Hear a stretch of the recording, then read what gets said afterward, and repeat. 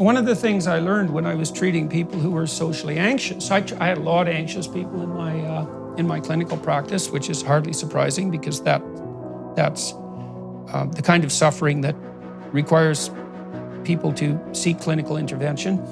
So socially anxious people, when they go into a new social situation, think obsessively about how others are thinking about them. Yes. And so then they become self-conscious, often about bodily issues, but not only that. They might become self-conscious about their lack of conversational ability and the fact that they're not very interesting and the fact that they're being evaluated by other people. It's a litany of obsessive thoughts. And you might say, well, you could train people to stop thinking about themselves, but you can't stop people from thinking about something by telling them to stop thinking about something. But what you can train people to do is to think more about other people.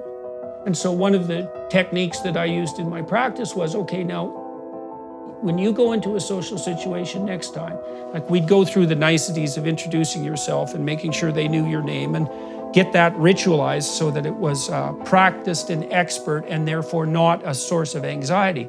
But the next thing is, your job is to make the other person that you're talking to as comfortable as possible, to pay as much attention to them. And so we know that the more you think about yourself, this is literally true.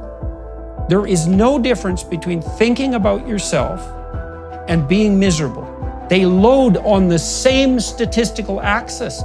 And so these kids that are constantly being tormented by 150 identities, so that's a front not of freedom, but of utter chaos, and then asked to constantly reflect on their own state of emotional well-being and happiness, is the surest route to the kind of misery that's going to open them up to psychogenic epidemics, let's say. The clinical data on that are clear.